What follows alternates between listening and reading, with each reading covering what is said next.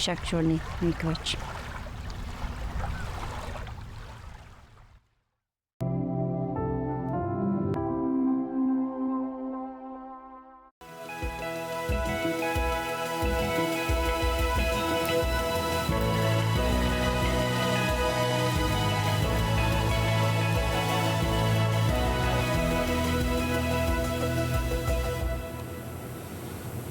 Hi, I'm Sam Laprade. We have a very special treat for you today on An Hour to Give. We're featuring the Ottawa Humane Society, and we're going to start and kick off today with the one and only Sharon Miko. She's the president and CEO of the Ottawa Humane Society. How are you? I am great, thank you, and so excited to be here. Do you have the best job in the city? It is the best job in the world. Yes. Yeah, if you ask me, best job in the world. Yeah, fantastic. So give me a little bit of history. How did you come to be at the OHS? Oh my goodness. Well, at the time, my day job was actually getting in the way of my volunteering with the Ottawa Humane Society, and something had to give. Yeah. And so my volunteer work with the Humane Society became a paid role, and I've been there ever since, which is close to a quarter century ago now. That's amazing. Yeah. So you would have seen quite a change. You would have started on Champaign Avenue, Absolutely. Right? Yeah, that's amazing. Oh yeah, it was a nasty building, you know. I mean, just sad for the animals, terrible outcomes.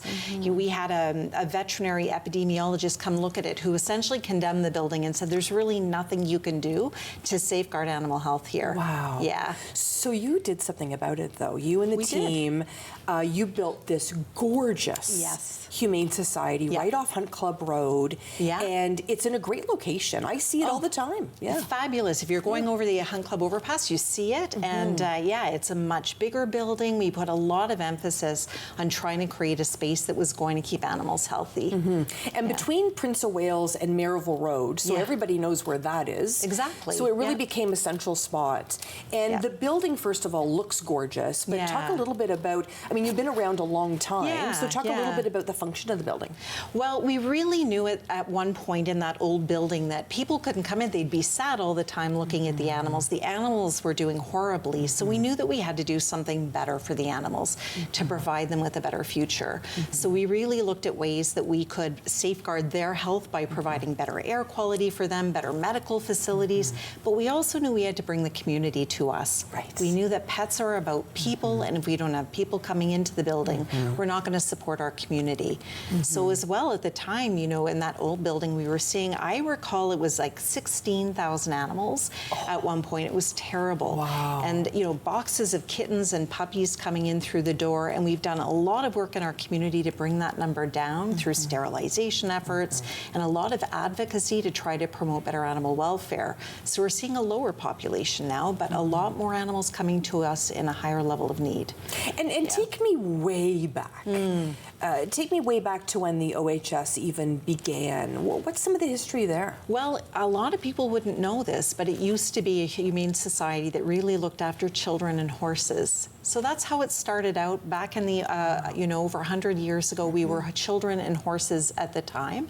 And then there was a split. At the time, carriage horses were really poorly looked after. So a group of women got together and said, this is not good enough. So they started advocating for horses, and that grew into children. And then the Humane Society split into Children's Aid Society and the Ottawa Humane Society. Well, there's some trivia for us, some Ottawa trivia. There's a lot of myths about the OHS. And I mean, I worked there for a very, very short period of time. But even I helped dispel myths because of my short time at the OHS. So with close to a quarter century of history, you'll be able to dispel a lot of myths for us. What's the biggest one? Biggest myth is that there's a time limit for animals coming into the Humane Society, that we have them for a certain number of days and they'll meet an untimely end. And in fact, we keep every adoptable animal for as long as it takes to find it a home. And we're able to do that because our community has been so supportive, and our community has said, this isn't good enough. Animals deserve a second chance. So we're putting more money into animals to help support their recovery, their rehabilitation. We can't save every animal. There are animals that are coming to us with severe behavioral issues that we can't fix. There are animals that are coming in with really serious chronic health issues. But there are a lot of animals that come into us that people would be stunned to find out that we're helping. You know, they come out, they've suffered a serious accident, they've got a good good prognosis, but they may need rehabilitative surgery. There's a lot of effort that we're putting into these animals to safeguard their future. And speaking about future, what's the future of OHS? What's the future of the Ottawa Humane Society? Well, we know right now that it's not enough to be a Band-Aid. We have to find a cure. And I mean a cure for the reasons that pets become homeless in the first place, the reasons that there's animal cruelty, and reasons that there's suffering. And we know that to do that, we have to help the people. The cost of vet care these days is staggering, the ability of people to really help their animals. And we know that if we have an animal in a home where it's loved and it's getting the care that it needs, we want to help to keep it there. Right. Because often if those animals come to us, there's not a lot that we can do. So now we're reaching into the community, we're working with community members to help bridge that gap, to help them keep their pets in those instances where they're so loved. And it's so true because, I mean, I'll tell you, I've got 3 dogs and I feel like I'm running the SPCA out of my house sometimes, right? I mean, it's a lot. We have pet insurance because we want to make sure, and I think that's a really important message, right? Because that can help in terms of any, unforeseen health issues, that kind of thing. But talk to me a little bit about that whole piece about really trying to work with the community, because I think that's another myth, to be honest. Absolutely, that the Humane Society is just there to take your animal away, when in fact we do so much to keep animals together. We started during COVID, we launched a pet food bank because we knew sometimes that was just that small gap that was keeping pets away from people. They were giving them up, they couldn't afford to feed their pets, so we launched a pet food bank. We sterilize cats at a very heavily subsidized rate. We're providing wellness clinics to a lot of pet owners who just can't afford standard veterinary care. Right. They're coming to us, we'll do a wellness exam, we'll provide vaccinations, we give them a health check, and we help to build that trust with the client and understand and help them understand that there are resources that we can provide to keep their pet healthy. And most recently, we actually just extended our foster program to help women and people fleeing domestic abuse situations, even seniors who are shut in, who require a surgery and have nowhere to keep their pet in the short term. They're coming to us, we're keeping their pet in our foster care until they're able to reclaim their pet, because often in those situations, they're either not getting the surgery or they're going to give up their pet. And that's just a terrible thing. We understand the human-animal bond and how important that is to people, and we're there to help. So that is such good news. That is such good news. I mean, particularly, and I've done a lot of work with women that are fleeing domestic violence, and they will say they stay for their dogs, they stay for the cats, and they're afraid to leave them behind. So congratulations on that work, and congratulations on also helping seniors, because often that's the only family they have. Exactly. And they love that animal. One of the most heartbreaking things I've seen was a mom coming in with her teenage daughter to surrender an animal to the Humane Society, and they were hugging each other and sobbing, and the mom said, "We don't have a choice."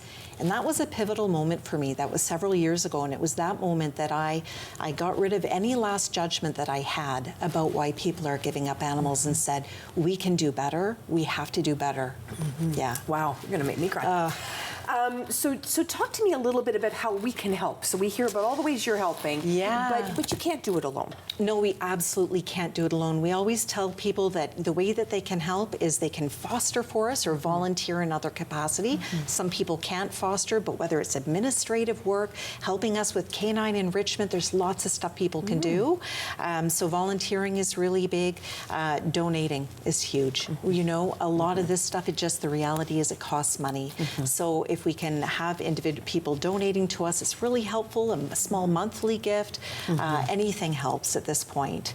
And advocating, speaking out for animals. We find, you know, youth are so engaged, they want to help. If people can advocate for us, then absolutely. And then I think, did I mention adopt? So you have 3 dogs, I'm just saying.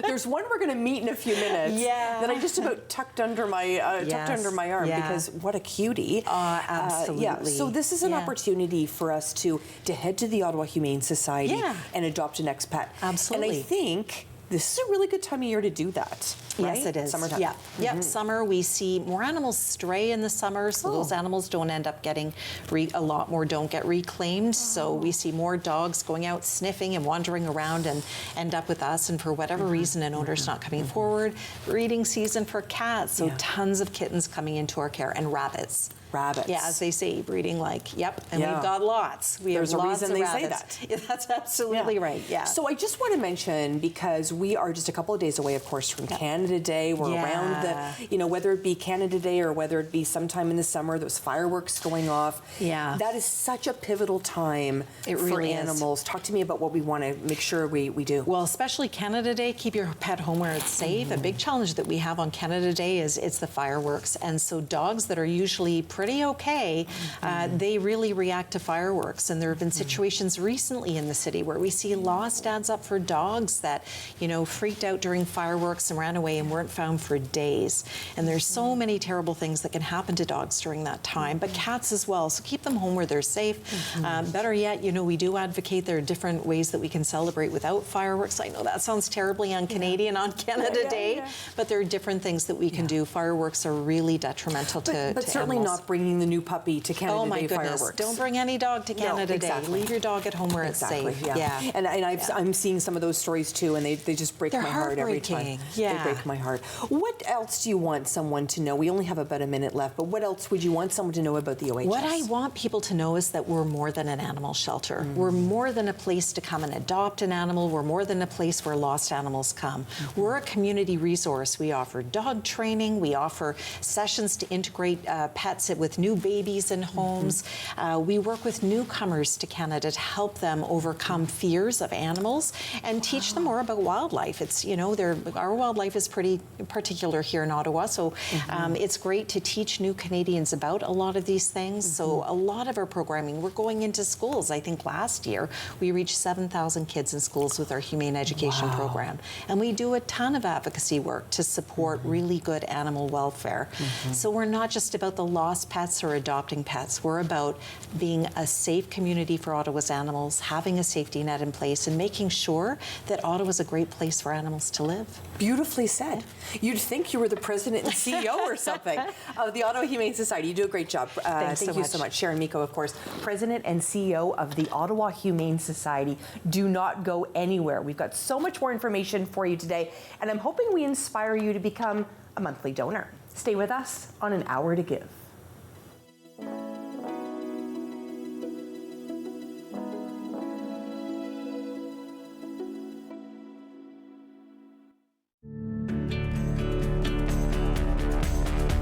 This program is brought to you by Rogers Xfinity, connecting you to more of what you love. Visit Rogers.com for more details.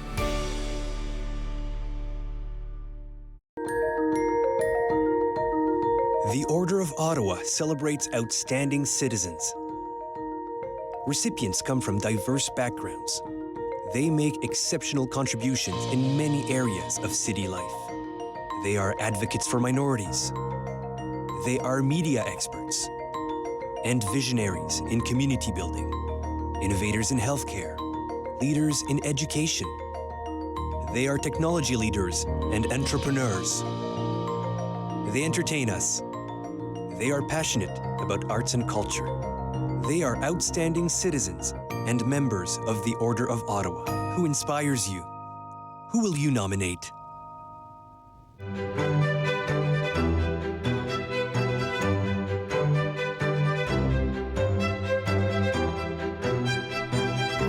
This is Ben Weiss of the Historical Society of Ottawa.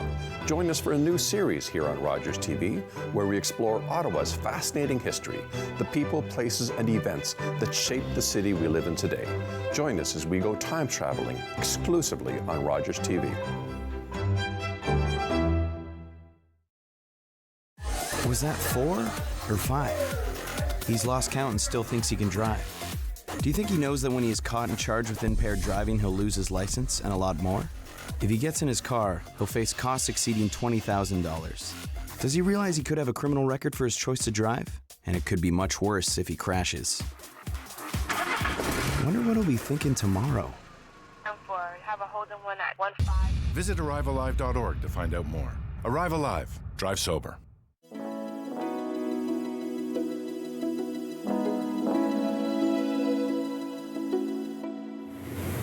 And we are back on An Hour to Give. Now, I have to tell you, I have done so many shows, but today is a first.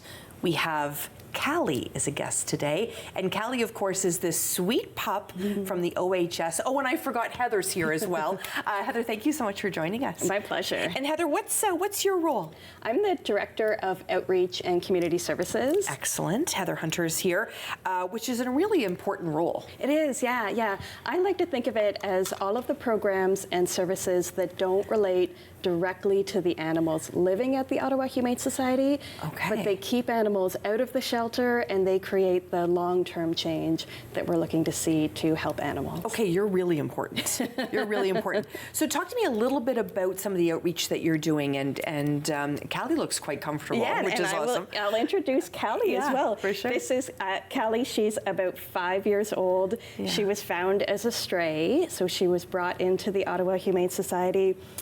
She came in with a medical condition. She had cherry eye, which is a painful condition impacting their third eyelid. Yeah. So she went into surgery for that, and then she recovered in a foster home for a few weeks. And then she was actually adopted a few weeks ago by one of our staff members. And our hope is that she will be a future program dog. I had a funny feeling. Because she's so calm. So as long as she passes the assessment, she'll be going into classrooms and events, working with kids and adults to learn all about dogs. So she's a superstar. She kind of is. Kind of superstar. and so this outreach piece, and you know, Callie would be maybe someone you take to educate children. Am I guessing that right? Yeah. So we think about outreach as reaching out into our community to meet people where they're at, but also bringing new audiences into the shelter, into the fold, so that we could reach as many people as possible. And it's interesting because I always think when we start teaching children about animals, then the kindness, we hope, kind of just continues for their lifetime, not only towards animals, but towards every living being. True. Yeah, that's a really good point. Yeah, you know, kids are the next generation of pet owners, but they're also, you know, who will help that stray cat or stray dog in the future. We want kids to start thinking about potentially careers in animal-related sectors. We know we need more veterinarians and folks in the veterinary profession. So really, we hope that the values that we instill now and the passion for animals that we instill now will benefit animals for 10 and 20 years to come. 100%. And Sharon Miko was on a little bit earlier, President and CEO of the OHS, talking about the fact that over 7,000 kids had received that education. That number was staggering to me. So how do you do that? We go into about 300 classrooms every year. Now that is in person, but also virtual. So when we go in person, we would bring a dog like Callie with us. And then for the virtual presentations, the kids actually get to see behind the scenes, the animals in the shelter, which is a really cool experience for them as well. Because I think, I just want to do some myth busting today. Because it probably busts a myth for kids too, right? Yeah. By getting to see that. Yeah, in terms of the types of animals that are for adoption. For example, Callie's a small dog. We have all sizes, all temperaments, all energy levels. And kids also get to see all of the enrichment that's done with the animals and the, where they're housed and how they're housed, and that's really important too. Let's talk a little bit about enrichment, because some people may not know what that means. So help me out there. Yeah, so we have volunteers that come into the Ottawa Humane Society every day providing enrichment for dogs, for cats, for bunnies, and that can be playing with them, it can be walks with the dogs, just spending time with them, petting them, really helping them, helping their emotional well-being. That sounds like a pretty good gig. Yeah. And do you see children that maybe haven't had the experience of owning a pet, sort of really getting kind of an aha moment when you go into those classrooms? Absolutely, yeah. So we work with kids who have never been around animals, sometimes kids that are scared of dogs. Oh, interesting. And that can be a safety risk if they're not sure how to behave behave around dogs, or they're likely to, maybe wave their hands around and, run away from a dog that's chasing them. So there's a lot of safety related messaging in our humane education program that really helps to keep both kids and pets safe. And I think a big part of that too is one thing to welcome a pet into your home, particularly a dog, that training, that opportunity to really understand that dogs need some sleep time, they need some downtime, and we don't, when I see on the internet people letting their children ride animals, and ride dogs and stuff like that makes me crazy. So those kinds of pieces of training are really important too. Yeah, we teach kids and their parents to be able to read body language. So exactly the photos or the videos that we've probably all seen where kids are, they're hugging dogs or they're kissing their faces. And the important thing really is that we're able to see, what the dog is telling us about how they're feeling in that situation. Again, to keep everybody safe. Yeah, it's all about safety. For sure. And what are some of the tips in terms of training that you would want to share? Yeah, sure, for puppies, so we have training classes from the little guys, the puppies, which might be the cutest thing you've ever seen. Right up to, lots of classes for adult dogs and private one-on-one training. With the little guys, the puppies, it's all about socialization. Right. Make sure they're having as many good experiences as possible when they're a young age to create happy, confident dogs later on. And then in all of our classes, we recommend positive reinforcement training. So it's really important that the dogs aren't feeling frightened, that they're really having a good time with their owner, learning skills and manners. We talk, and I think that's so important. I mean, as I've mentioned before, I have 3 dogs.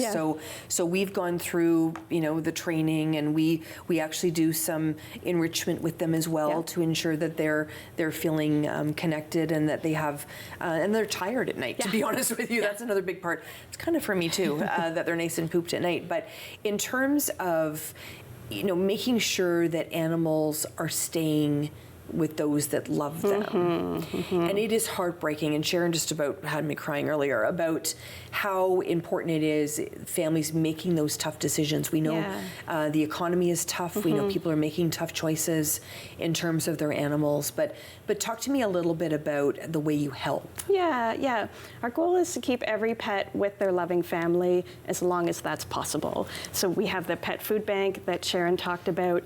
We give out between 15 and 20,000 pounds of pet food every year to the community. And then we have the temporary boarding program that Sharon referred to, where an individual who's in a crisis situation, it could be that they've been admitted to hospital, they've lost their housing, perhaps fleeing domestic violence. They're able to have care for their pet, which could be a few weeks or it could be a few months until they're ready to be reunited with them. And we have about 20 pets in our care right now that are participating in that program. And it's so important that people know that there is an option. That there's help. Because so often, and I know there was a very sad case recently of there was a dog tied on a bench near LeBreton Flats, and it just gutted me. I saw that, and I know I can't imagine his staff as well, how hard that is to see. So there are options, and I think if there's any message today, that's a strong message. Yes, we want everybody to know that there is help from the Ottawa Humane Society, and if they decide that surrendering is the best choice, there's no judgment in doing that either. Can we put a pin in that? Because I want to talk about potentially that judgment, that shame that people feel like they're going to experience, and really how the Ottawa Humane Society has really, turned around on that, and this is a judgment-free zone. We really do everything we can to make sure that when somebody comes to that quite heartbreaking decision, that they have somewhere that they can come with their animals, and they know their animal will be looked after. They know that we'll do everything we can as long as that animal is adoptable to get them into a permanent home. We eliminated the surrender fees, so that cost wouldn't be a barrier for anybody that needs to give up their pet.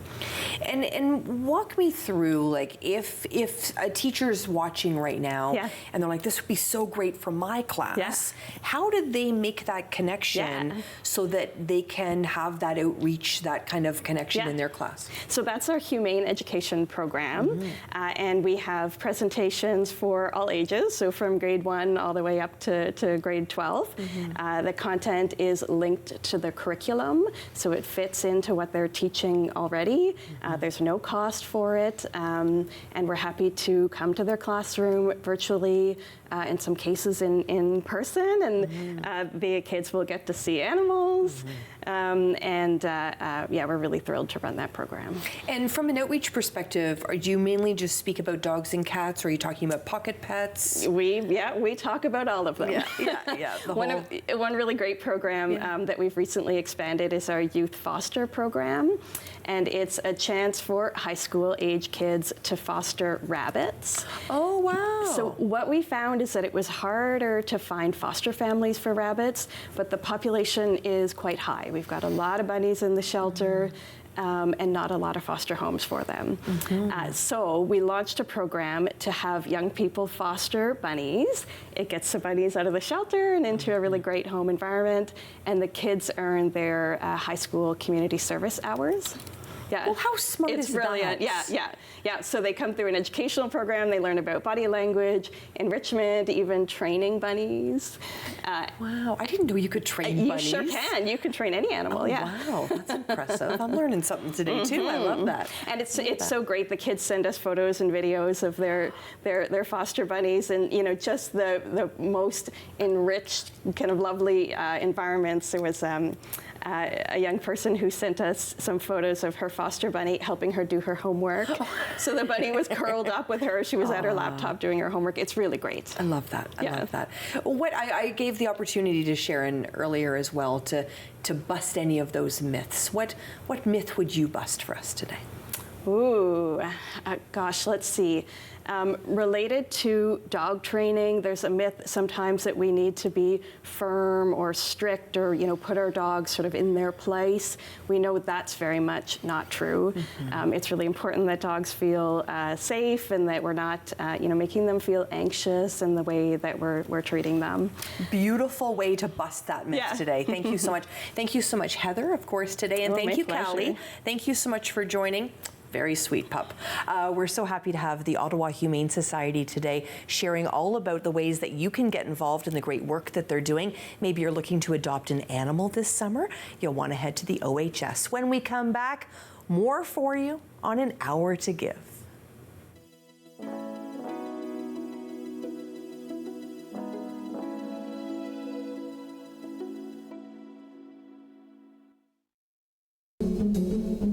My name is Chase Nicholas. I am a Mi'kmaq hockey player. Growing up, I always remember my family talking about the Mi'kmaq as the creators of the game of hockey. In grade 7, I did research on Mi'kmaq hockey sticks as the first sticks of the NHL. I found a Mi'kmaq hockey stick made in 1917, the same year the NHL was formed. I was surprised to find out the very stick I was holding was made by my great-great-grandfather, Alexander Cope. In 1934, an elder known as Old Joe Cope wrote a letter to the Halifax Herald claiming the Mi'kmaq created hockey. I found out later that I am a direct descendant of Old Joe Cope. There was a time when Mi'kmaq children were torn from their families and not allowed to speak their language, losing their words and stories. But the stories are coming back to us.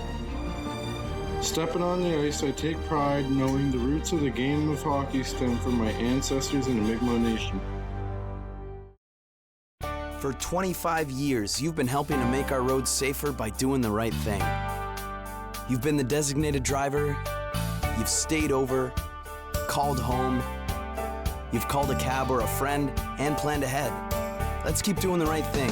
Support sober driving by getting yourself and your friends home safely. Do the right thing. Visit ArriveAlive.org to find out more. Arrive Alive. Drive sober. Hello, I'm Liz Dowdswell, Lieutenant Governor of Ontario.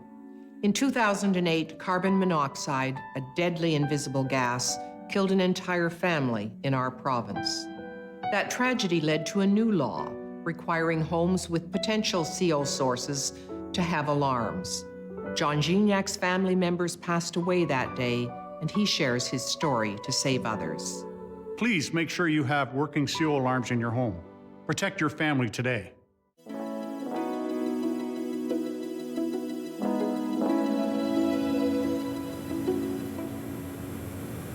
We are learning so much today about the Ottawa Humane Society, and the learning continues today with Amber Corby is joining us. How are you, Amber? Hi, I'm well, thank you. Pleasure to be here. It's so great to have you here, Director of Operations. Every job so far has been an important one. Yours is also very important. For those that don't know what that is, tell us what you do. Yeah, so the operations teams, they are responsible for the care of the animals from the point they really walk in the door through to the point where they're matched with their forever family. So all the care in between is the operations team. Wow. And talk to me a little bit about the veterinary services side of it. What does that entail? Sure, yeah. So we actually have a full veterinary accredited clinic at the Ottawa Humane Society. We perform, up to or more than 3,000 surgeries every single year on animals that come through our care. Things like spay-neuter, probably our most common surgery. So every animal that we adopt out is, I should preface that with every cat, dog, and rabbit that finds its forever home from the Ottawa Humane Society is spay or neutered. We also have a lot of animals that come through that need a little bit of extra dental care. Okay. So sometimes it's a cleaning, and sometimes there's a tooth or two that needs to be pulled to ensure that they're, comfortable and heading out in good medical shape. And then we also perform emergency surgeries. When things come up, and we're able to help animals out in that way too. And people that are homeless, how do you help them in terms of if they have a pet and they need any help? Are you helping them at all, or are you sort of helping maybe take that animal in?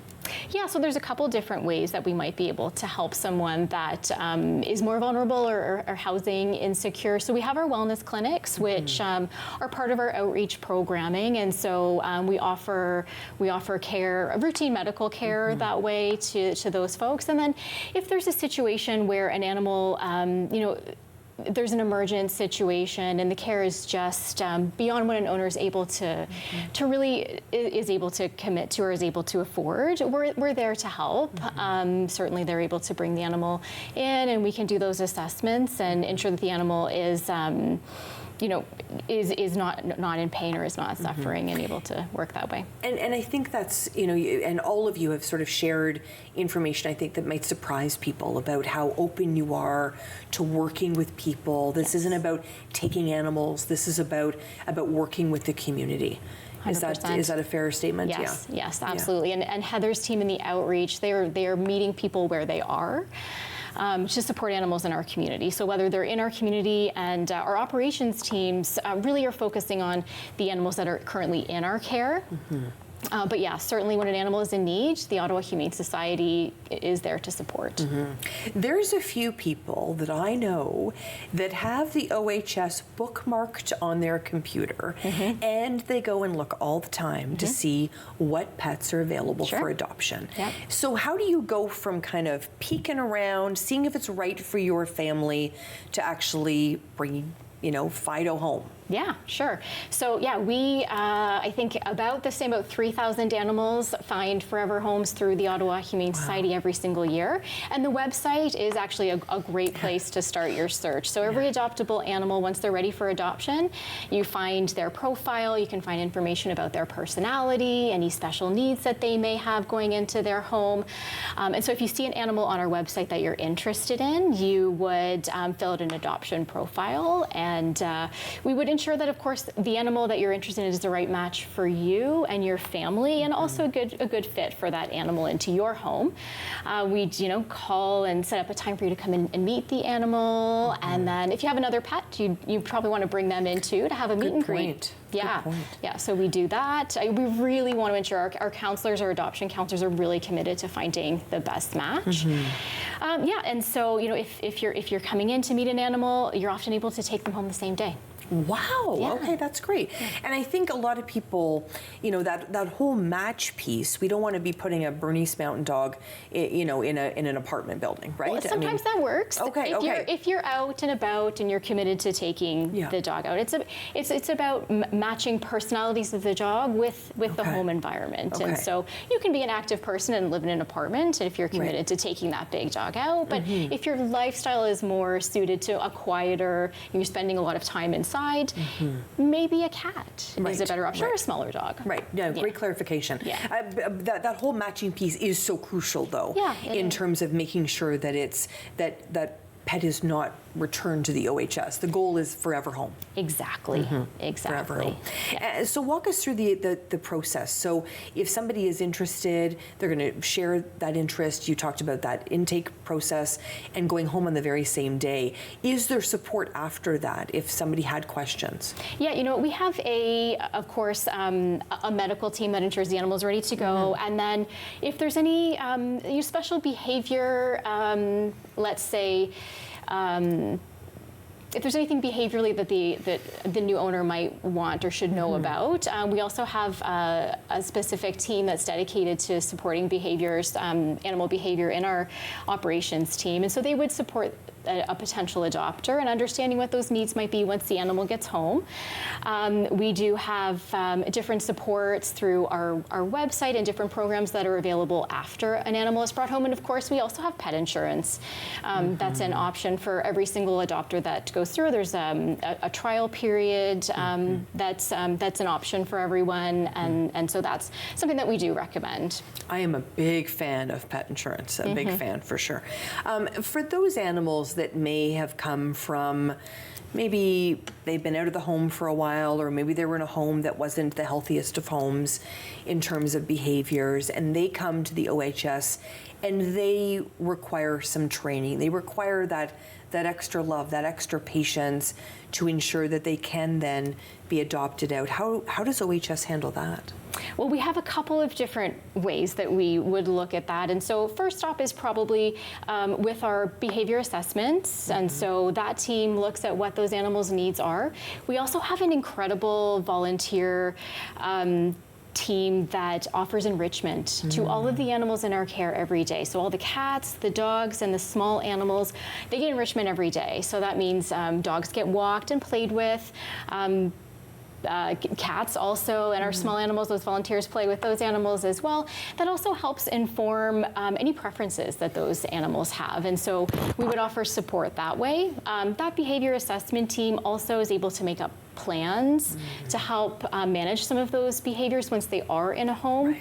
And then there's also, that team also would support animals that might have a little, need a little bit extra. So they may be a little bit possessive with their things.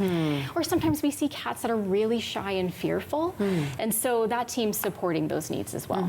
Yeah, really important to ensure that when the pet is adopted out, it's also going to be appropriate. Yeah, and so that we're also able to let that new owner know what they can expect to. Right. So smart, so smart. Volunteering. So a lot of people are like, I can't, I don't have the time to have a pet, 24 hours in my home, but I'd love to be involved in the OHS. Volunteering's an option. Absolutely. And you know what? Volunteers are in everything that we do. Everything that we do, we couldn't do what we do without volunteers. And so in the operations departments and organizationally, but specific to operations, we do have volunteers that work in our adoptions department, and so they support that team. We have volunteer veterinarians that help us in surgery, and also recovery volunteers that help animals as they're recovering when they're waking up from surgery. Oh, interesting. Lots of opportunities. So many office opportunities so that our team can stay and focus on the care of the animals. And then we have such tremendous support from our foster volunteers. And without the support, we really wouldn't be able to care for the thousands of animals that we care for every year. Wow, it really is remarkable. That whole analogy, it takes a village, right? It takes a village to ensure the OHS is running smoothly and making sure that you have everything you need. Is there a story that kind of when you're getting out of bed in the morning and you're like, oh my heavens, like it's another day, you know, it's a long week maybe that kind of gets you out of bed, and this is the reason you do the work that you do? You know what, I'll take it back. So some of your viewers maybe have seen Ladybug, who's been featured on our social media and on our different platforms a number of times, and she's still waiting for her forever home. But you know what, she came into our care and needed a lot of attention medically, and so she still remains in foster, and we are so grateful that she has a place in foster because she's really thriving in that environment. And so the ability to, you know that we're able to provide a very high level of care, and to also then have such an amazing foster volunteer support team that's able to care for her while she's continuing to wait for her forever home. I know a lot of people wonder how the animals get their names. Is it staff choosing? Yeah. So if an animal comes in and we know their name, then we'll keep their name. Yeah. But yeah, oftentimes we don't, and so our staff. That's a fun. I was just going to say, that sounds like a lot of fun actually. And I've given the other guests today a chance to bust some myths about the OHS. What would be a myth you would like to bust? You know what, I think what I would really emphasize is some of the messaging that Sharon provided, and that's that we care for animals for as long as it takes to find them their forever home, and we are dedicated to that. That is foundational to what we do, and so I think that's really important that we ensure that animals are cared for until they're ready to be placed into their forever home. And on the flip side, how do you ensure the staff are all cared for? Because it's also it's an environment that can be emotional sometimes. Yeah, for sure, it is. There are hard days sometimes. You know what? As a group, we ensure that they're supported in every single day by caring staff and coworkers around them. Our supervisors are checking in often. We have specific benefits that support that. And really, it's going around and thanking. We're so thankful. I personally go around and thank our team every single week, if not several times a week, because I am so grateful for the work that they do. And the OHS, we were talking about the fact on Hunt Club Road, just off Hunt Club Road between Prince of Wales and Maryville Road. Yes. Your location is fantastic, easy to get to. I see lots of people heading there, but I think people are still finding out, especially if they move to the community, where you are, if they want to, if they want to know exactly where to go to see some of the animals, but that's by appointment only, correct? So no, anyone can come into the adoption center. So we're open Tuesday to Sunday, open to the public, and so our hours vary depending on the day of the week. But yeah, you can come in. We have a cat gallery where you can take a look at the cats. We have the adoptable dogs that are up front. We have a rabbitat, small animal room, and so so we're open Tuesday to Sunday, and you can come into the adoption center and come and check out the animals, even if you're not interested in adopting. It has is a really nice feel. I was thinking it would be something to take your children to if you were even thinking about adopting, kind of a nice sort of first step into thinking about it as a family. We run events during special occasions, so during holiday events, we host open house type events where we welcome in the community. We have special games and different things going on. So that's wonderful. Well, thank you so much, Amber. Thanks for sharing all about your role at the OHS. We're not done yet. Have you heard about the Wiggle Waggle Walkathon? Well, you're going to learn more. Stay with us here on An Hour to Give.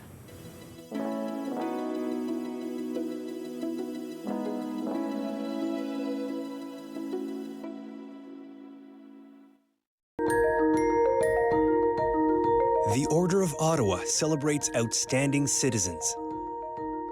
Recipients come from diverse backgrounds. They make exceptional contributions in many areas of city life. They are advocates for minorities. They are media experts and visionaries in community building, innovators in healthcare, leaders in education. They are technology leaders and entrepreneurs. They entertain us. They are passionate about arts and culture. They are outstanding citizens and members of the Order of Ottawa. Who inspires you? Who will you nominate? was born and raised in Musqueam First Nation territory by my mother, who spoke Hunkaminam to me. As a child, I ceased using my mother tongue, as to use any language other than English was considered not being Canadian, so I was told. The old people came to me in a dream and reminded me of who I am and where I come from. I have reawakened. My roots are strong, and I'm no longer a silent speaker. My language tells me where I am from. It defines me and guides me to teach others to learn and understand our culture and traditions. A gift for those in the present and the unborn generations. What was lost is found. What was asleep has awakened. My blood is here, and I am complete. I have returned home. You're watching an interesting local show on Rogers TV and you want to know more. That's when you head to rogerstv.com. Our website provides more information about our programs, our hosts, our schedule, and about how you too can get involved with Rogers TV. Visit us online at rogerstv.com.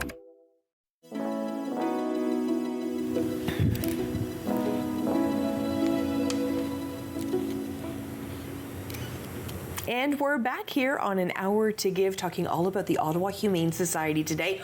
What a special treat, and a special treat to have Stephen Smith and Jackie Duong in the studio today. Hello, Stephen, how are you? I'm good, Sam. How are you? Good. We normally talk on radio. That's right. So this is fun. You've heard the voice, but you haven't seen the face that much. Exactly. It's great to have you in studio today.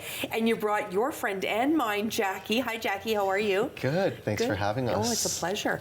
So let's start with you, Stephen. What's your role at the OHS? So I'm the Senior Manager of Marketing and Communications.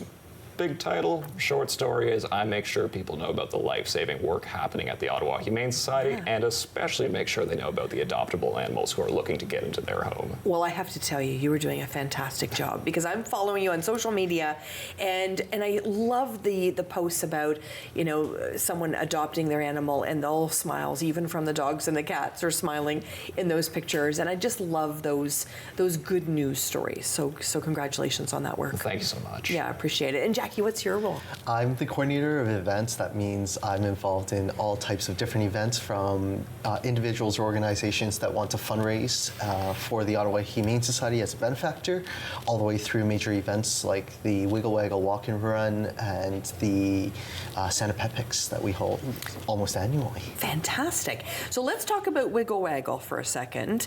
For those that haven't experienced the fun, what can they expect on September the 28th? It's a fun-filled day with 300 to 400 animals at the same time, primarily dogs, but going from distances of 1K for the kiddos all the way upwards for those that are a little bit more adventurous, looking for a bit of distance running in the 5 and 10. And of course, our marquee 3K walk is a great time to really meet other dogs that are there, because last year I think we had over 300 dogs at the same time go out, which is absolutely incredible on that route. And if I can paint a picture for you too, Sam, so I've been there the past couple of years as well, running the 10K. I'm a sweaty mess by the end.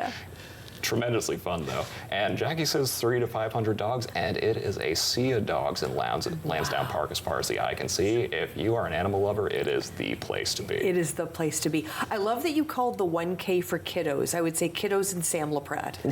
That's who that race is particularly fun for. But it's really meant to be a family fun day. It is. So we have a canine fun zone, which gets the dogs out and engaged in activities throughout the day, and then we have a kids and family fun zone, which features things like bouncy castle and face painting. Yeah, so it's a great day. And the time of year is perfect. It is my favorite month. I love September because typically it's not too hot. That cool autumn air is kind of breezing in there. It tends to be a very successful event. That's right. So this year we're happening on September 28th on the Sunday, is that right? Yeah, and we are looking forward to some great weather on the day of. I know the last few years we've seen great sun out, not too hot of course, good breeze blowing through for all the sweaty runners passing by. But of course, knock on wood, we're going to have some great weather this year too. Yeah, I'm going to speak to the big guy. Don't you worry. We'll get you some good weather that day. Jackie, the whole goal, of course, is to raise money, raise awareness about the OHS that day. So do you have a goal in mind? Yeah, so last year we raised more than 200,000, and we're hoping close, if not more than that, again this year. And we were already off to the races. Yes, if I can put it that way. A pun there. I saw him sneak that in. That was great. But it's our biggest fundraiser of the year, and we have upwards of 50, if not more, vendors there as well. So if anyone's interested in learning more about what animal products are out there, and especially those that have alignment with the Ottawa Humane Society, we definitely feature quite a few of them, as well as all our sponsors will be out. How smart is that? Did you want to add something? I do want to add something there. And so that's $200,000. And a big portion of that comes from the 1,500 people who register for the races. They do fundraising with their family and friends. They're asking around at their offices for people to donate to the animals. And we've had Sharon come in here. We've had Heather come in here. We've had Amber come in here. And they've talked about, from start to finish, how donor dollars are supporting the work at the Humane Society. So that's in our advocacy. It's in adoptions. It's providing life-saving medical care for the animals. It's in getting animals into the community, into their forever homes, and we couldn't do that with our community support. 100%. And I love that we're a couple months before the big event. So we're priming people, Jackie, to get that day circled in their calendar and get their pup all ready for this big walk. How are people registering? So everyone can register directly online, and the information is directly on our website, as well and featured within our event section as well. What would you want someone to know about this event that maybe is a bit of a surprise for them? Well, something I want them to know right now is that we currently have our early bird registration on. Ooh. So if people are looking to get a great deal on the biggest event for the animals this year, then they should register before the end of June, and they can get a sweet deal for their entire family to register. Okay, fantastic. You were all ready for me for that one. I liked it. I liked it. That was great. And working on this event, Jackie, the day of the event, are you able to take it all in, or are you still hustling and bustling around? It's a celebration. As soon as the day kickstarts, and last year we kickstarted with our 5 and 10K runners on the day, and it was just a festival all the way through, celebrating all things animals and featuring so many unique different companies that have unique items and interesting items for the animals. And give me a sense, who's involved? Is there any sponsors we want to give a shout out to today? Yeah, so Hills is our presenting sponsor for the event. We're produced by Run Ottawa as well, and those are our giant sponsors for it, so a huge thank you to them for helping out each year to make Ottawa's biggest event for the animals possible. Fantastic. And it takes, we were talking about it earlier, Jackie, it takes a village, so we need people to register. We need those registrants when they go knocking on the doors of their neighbors and their friends to donate big time. What else do we need for the day?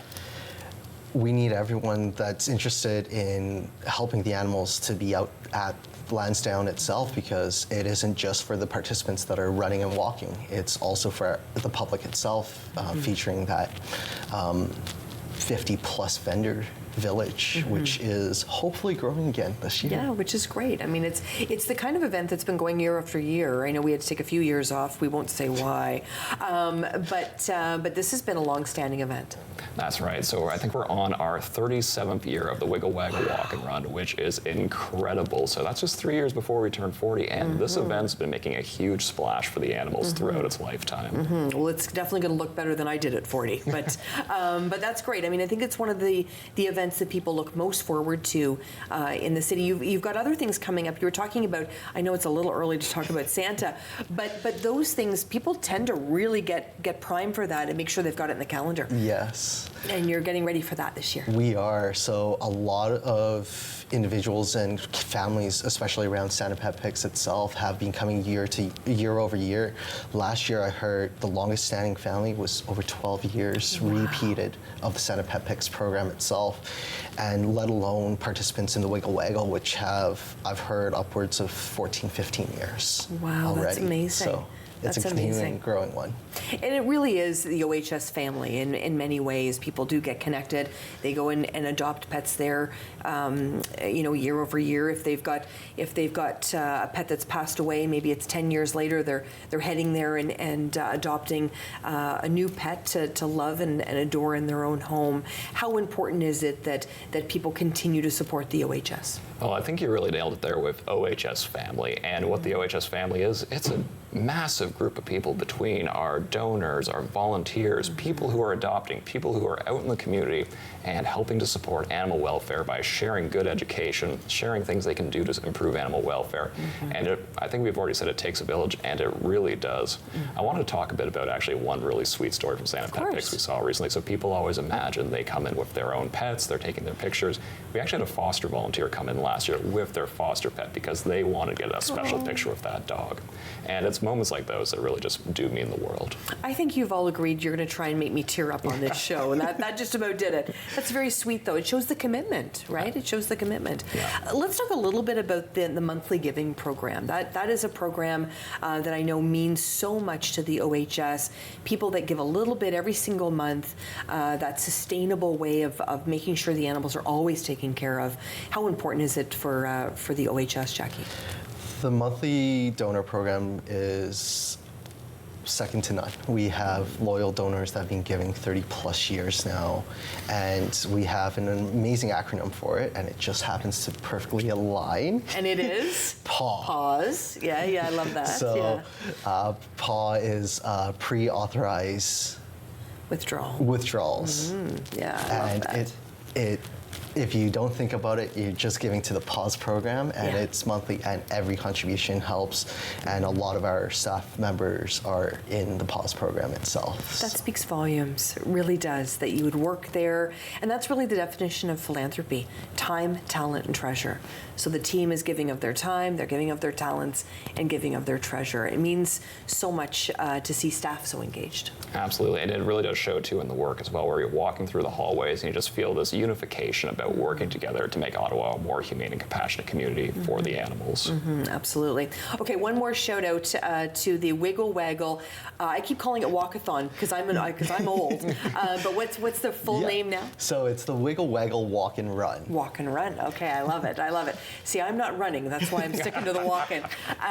But September 28th. Yes. And where are we going to register? Where are you sending us? So on the Ottawa Humane website, we have links directly to the Wiggle Waggle Walk and Run. And if you type in Wiggle Waggle, 99% of the time you'll be going directly to our registration site. And it's the perfect name, because it really, everybody, it's sticky. People remember it. What would you like to share as we close off today, Stephen? I'd just like to say a big thank you to the community, and that's community both in volunteering, our employees, donors, you name it, adopters. It really does make it possible to provide life-saving care for Ottawa's homeless animals, and as we've seen from our other speakers here today, there's a lot that goes into that. Well, I think I'm hoping today we've inspired somebody to give, to maybe adopt from the OHS. I'm hoping we've busted some of those myths today too about the OHS and driving people to the website. So the website, remind us, Jackie? It's ottawahumane.ca. ottawahumane.ca. Do you have any final words to share? No, I'm excited to see everyone out at the Great Lawn at Lansdowne on September 28th. The Great Lawn will even be greater that day, which is fantastic. Thank you so much, Stephen and Jackie, for joining us today. And thank you so much to all of our guests for joining us to talk all about the Ottawa Humane Society. I'm hoping, like I said, we've inspired you today. So many different ways to get involved, whether you're looking to bring a new furry friend home, or maybe you're looking to donate, or looking to participate in the Wiggle Waggle Walk and Run. We've given you lots of different options today here on An Hour to Give, and I'm hoping we've inspired you to reach out to the Ottawa Humane Society. I'm Sam Laprade. This is An Hour to Give, and remember, philanthropy is all about time, talent, and treasure. Thanks for joining us.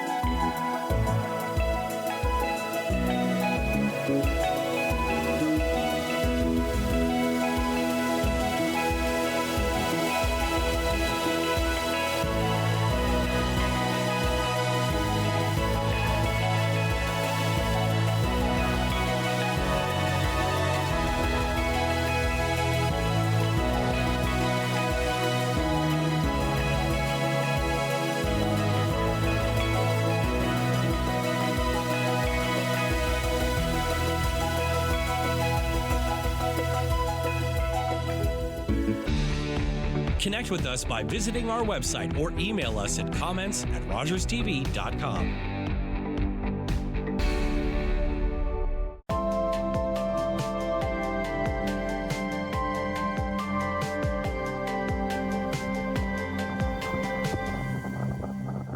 Every year, dozens of Canadians are killed or seriously injured because they take risks around railway tracks.